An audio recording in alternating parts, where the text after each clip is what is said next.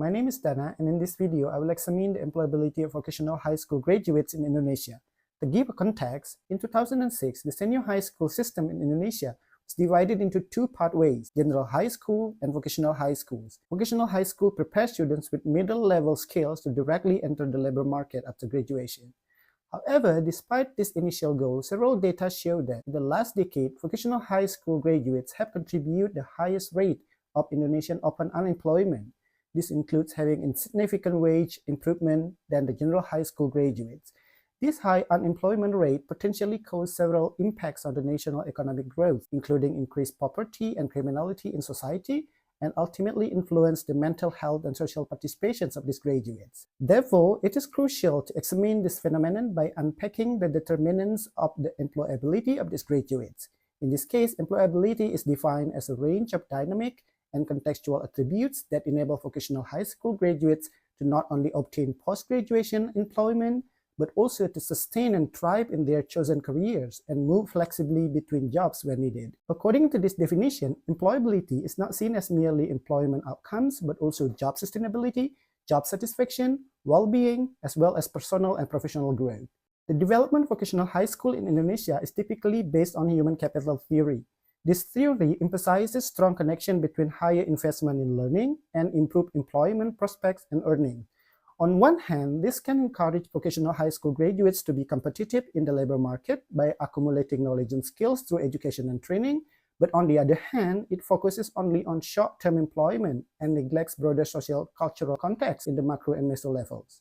In the macro level, for instance, while various government policies may help improve the employment outcomes of these graduates, the massive expansions of this school, worsened by regional disparities, have produced less qualified workforce that cannot compete with graduates from higher education levels in the national labor market.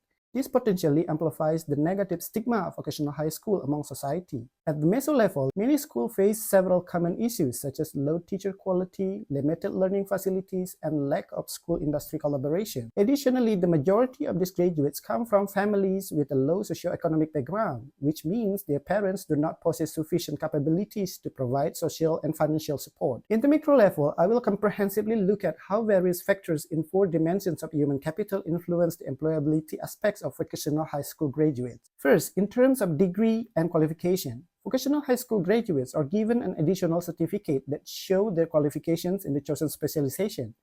This helps them to have better employment outcomes compared to graduates of general high school. However, when compared to higher education levels such as diploma and university graduates, vocational high school graduates tend to lose in the competition. Consequently, the majority of vocational high school graduates can enter only low-paying, lower-skilled jobs. This constrains the professional growth and job satisfaction of these graduates. Second, in terms of knowledge and skills, while the curriculum of vocational high school focuses on developing specific knowledge and technical skills that are directly transferable to the industry, several issues such as the limited school-industry partnership have created a mismatch in knowledge and technical skills between graduates and industry demand. Many employers reported that vocational high school graduates need retraining upon employment because their knowledge and skills are below industry standard. These issues not only hinder the employment outcomes, but also the personal and professional growth of these graduates upon employment. Third, in terms of professional skills, the teaching factory programs in vocational high school, which aims to simulate and transfer the procedures and standards of the industry into the classroom,